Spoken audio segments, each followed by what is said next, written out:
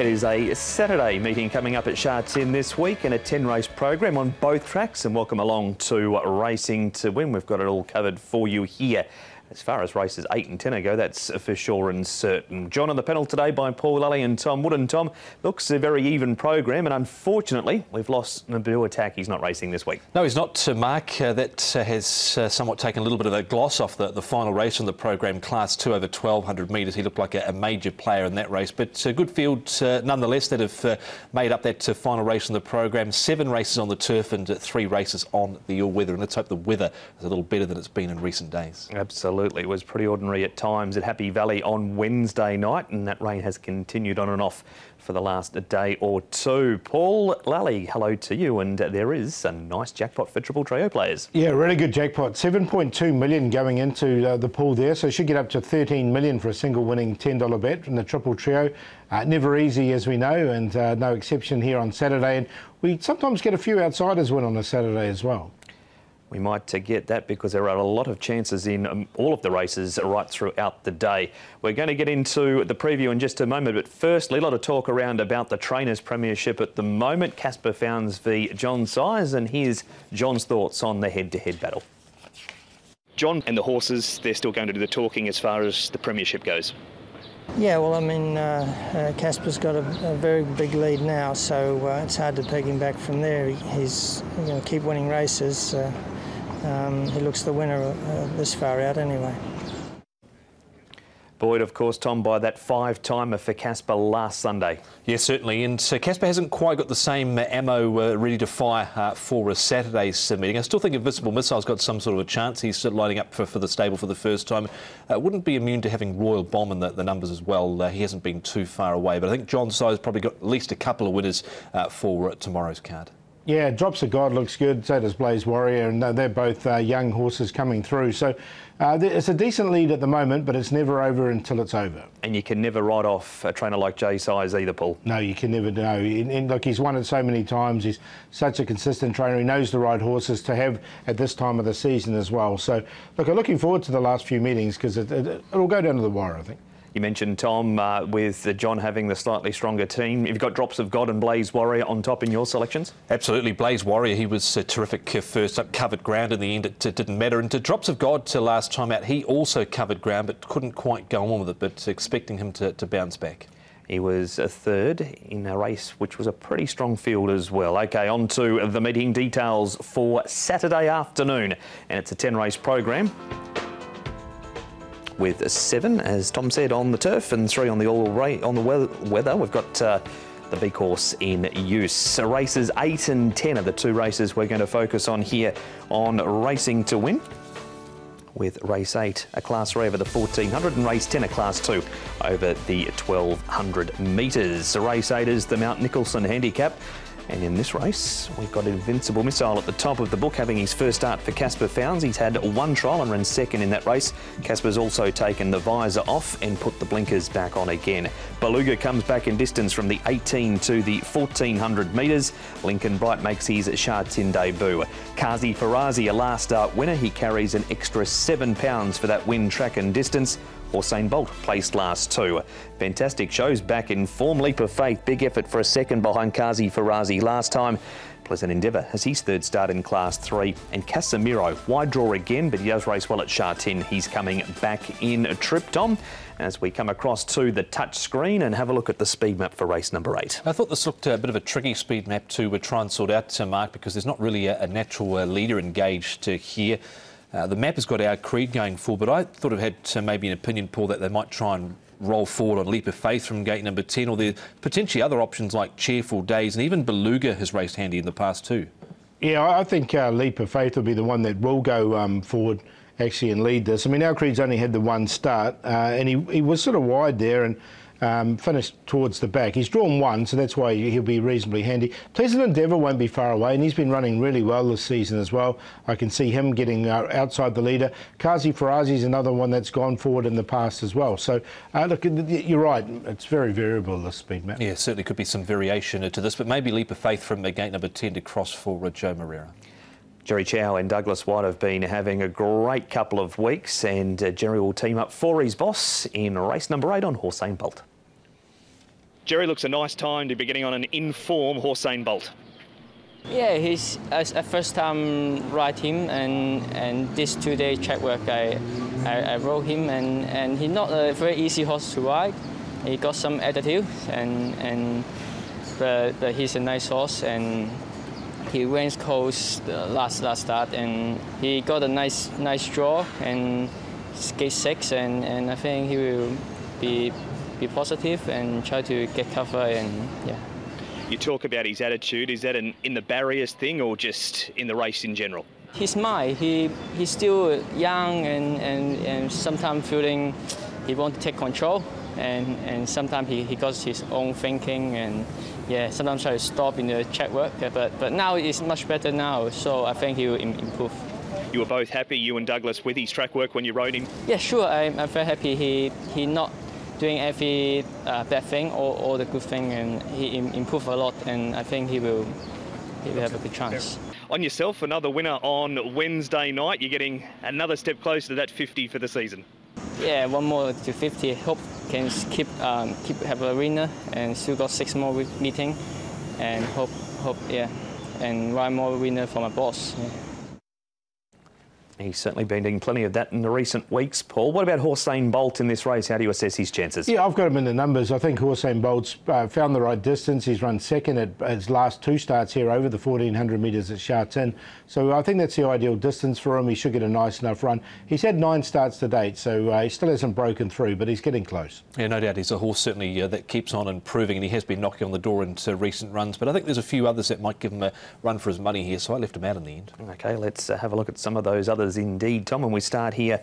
We're going back to the start of the race now. This is the race that's won by Kazi Farazi, but we're highlighting Fantastic Show, Tom, and this has just been him the last 2. He can't go a yard early, and he finished 2 starts ago to win down in grade and backed it up with a 5th in this race. Yeah, look, considering he's been legless in his early speed in his recent starts, he's still made some good ground here down the outside. You can see him finishing off out wide. A Leap of Faith was the one that took the opportunity to take up that front running position. In the end was run down by Kazi Farazi. I've certainly got Leap of Faith in, Paul. I've left Kazi Farazi out and also Fantastic Show, but Fantastic Show's starts have been really costly.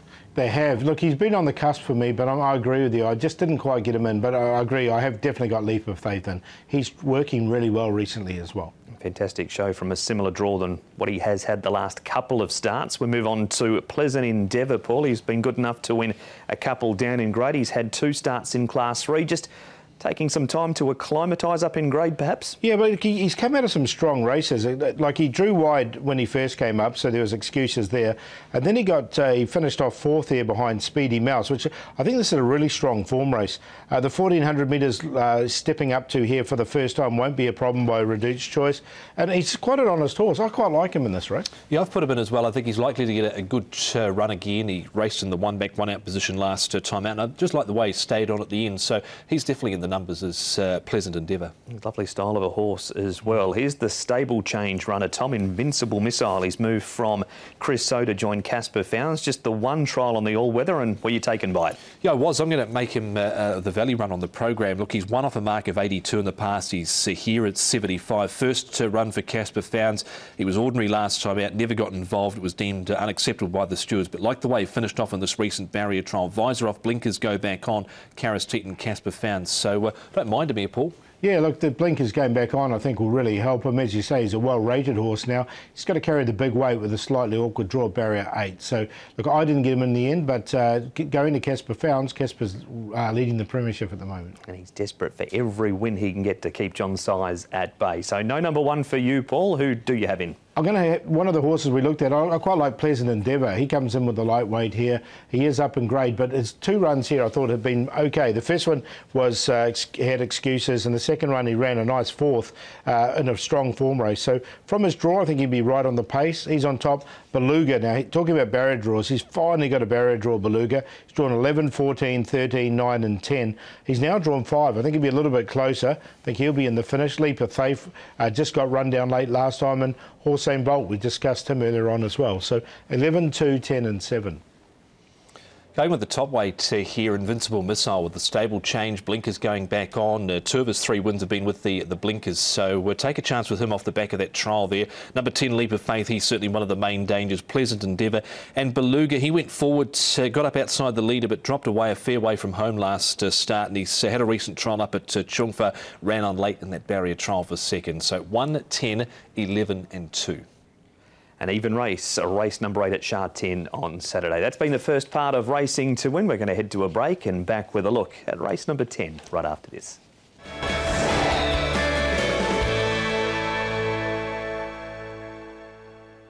Welcome back to Racing to Win. We're going to have a look at race number 10 in just a moment. Now, just before we do, of course, voting is open. You've got a chance to vote for your favourite horse and jockey. And to find out how to do that, here's how. Voting for the most popular horse of the year, 2021. Golden 60. Hot King Prawn. Panfield.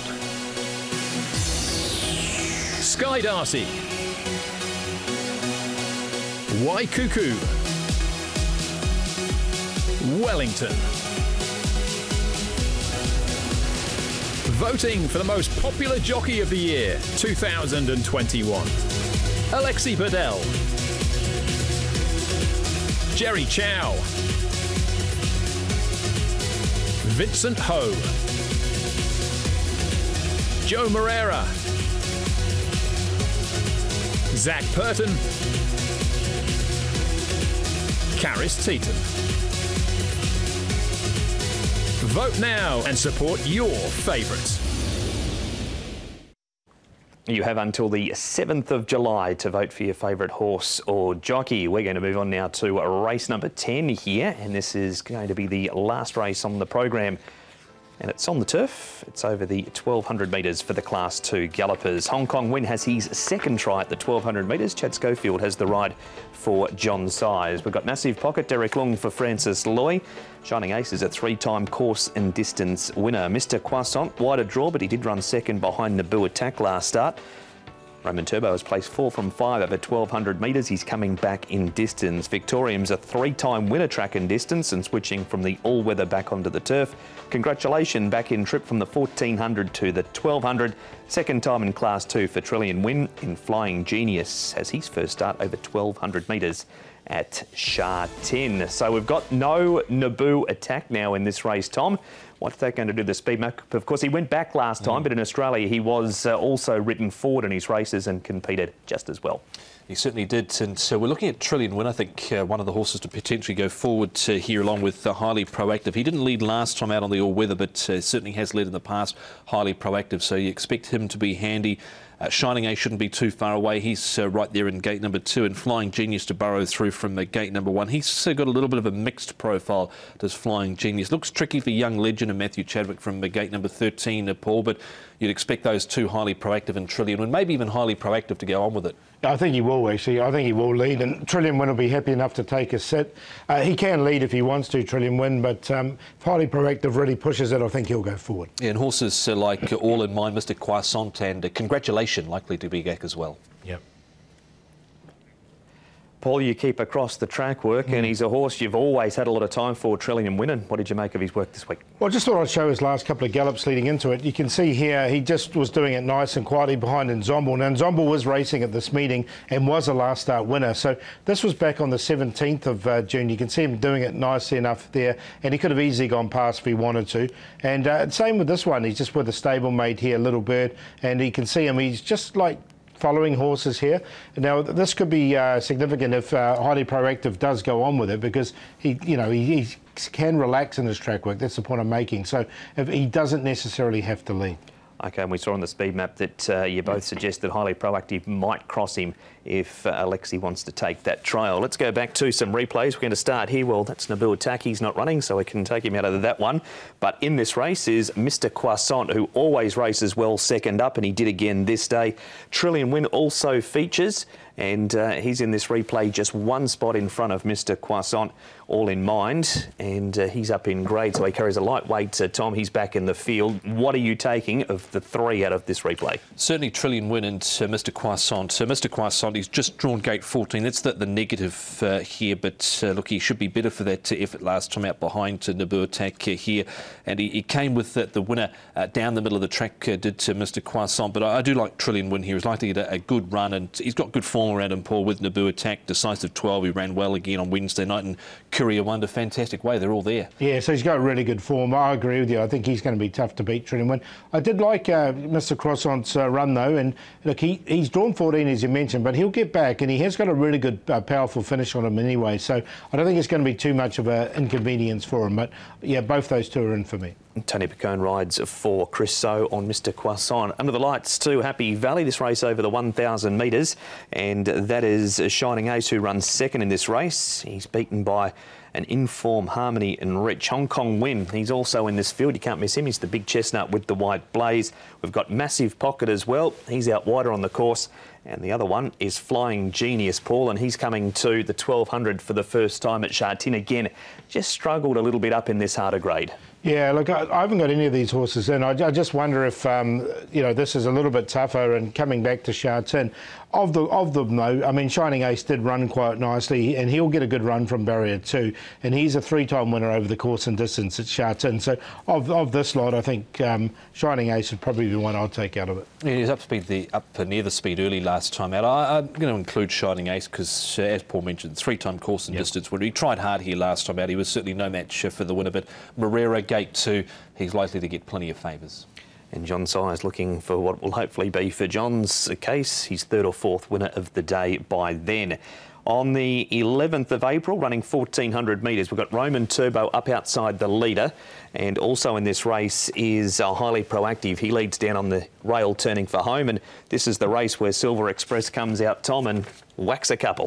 Yeah, he did. And Roman Turbo just about got the worst of that, basically. And look, he's had a run since then. And last start, he did cover some ground and knocked up. But I'm not totally immune to him dropping back to 1,200 because he was a winner twice over 1,200 metres. And he's raced well here over 12 as well. You can see he got sandwiched in the middle there when Silver Express came out. So he had an excuse there, Paul. And last start, he covered ground. Yeah, I agree. I've got him in the numbers as well, Roman Turbo. He's only had limited starts, as you say. His win was over 14, but he has won over 1,200 overseas, so it's not a problem for him. He's placed 4 from 5 over 1,200 metres in Hong Kong as well. Now, this is back on the all-weather, where we'd had some rain throughout the afternoon. Victorium is actually that horse right there.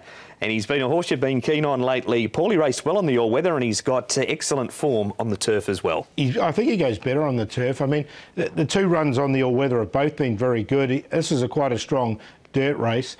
Coming back to the all-weather is good. Now, this just highlights that he's in good form at the moment. He's a very fit horse. He's going well. And look, I've included him as well. I just think he's coming back to some of that form we saw earlier on in his career. It's almost been a year to the day. Well, it has been a year to the day since he won 24th of June at Happy Valley off a mark of 87. You can see he was covered in muck there, but look, he's been racing well, so he can figure as well. Highly Proactive was also in that race. He was in that clean pink and yellow jacket down on the inside and faded fast on the fence. Now, this is a congratulation running 5th. This has been his best effort by far since arriving in Hong Kong, Paul. We pick it up from the 600 metre mark. That was over the 1,400. He comes back to the 1,200. So do you think that'll have him more on song or not? No, I don't like him back to 1,200, to be honest. Like they raced him up to 2,000 metres, didn't they, when they were going for the Derby with him. Back to 1,200, like he runs on over 14. I'm not so sure about him over 12. Yeah, the backup's interesting. Of course, he was 110% outclassed when it came to the Derby there. They lined him up there at only his 2nd start, and he did absolutely nothing. But look, he's placed as a 2-year-old over 1,200 metres on a couple of occasions at Group 1 level and Group 2 level. It wasn't a bad run there, but I find it hard to put him in here probably from gate 11. He got going again when Master Montaro appeared up on his outside. So selections from you firstly, Paul. With Trillion Win on top, the 11, the horse is going really well, comes out of strong form races. Victorium in there for 2nd, coming back to the turf as a positive. Mr. Croissant will get back, he'll hit the line strongly, and Roman Turbo, don't mind him over the 1,200. 11, 8, 5 and 6. Trillion Win on top, horse number 11. I think he'd be tough to beat here with the lighter weight on his back. Shining Ace gets a chance, as too does Mr. Croissant, and Roman Turbo, 11, 4, 5 and 6. That's races 8 and 10 we focused on here on Racing to Win. Outside of those races, Paul, who are some of the horses that you liked? I like a horse called Superfast on the all-weather track. I think he's going to run a really good race, Superfast. Ran a really nice second last time. Blaze Warrior was very impressive on debut. I think he can go on with it in race number 2. Victory Scholars, he deserves a win. He's been placed in some very strong form races.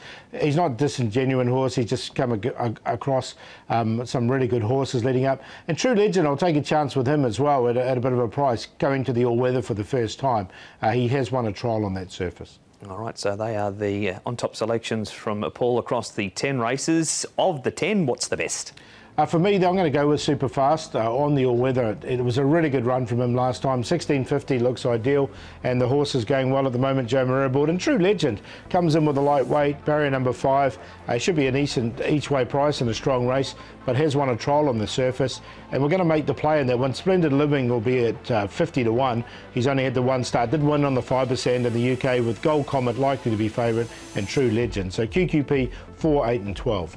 Best for me, race 10, number 11, Trillion Win, Manfred Mann and Alexi Bedell. Looks quite progressive, and I think he can win this time round. Trillion Win in the last race. The value, not really sure what sort of price he'll come up at, Invincible Missile, but we'll see if he comes up each way there. Race 8, number 1 from the new stable, Casper Found's Caristet, and the blink is going back on. And the play in the final race with the Shining Ace, Mr. Croissant, and Trillion Win for the QQP.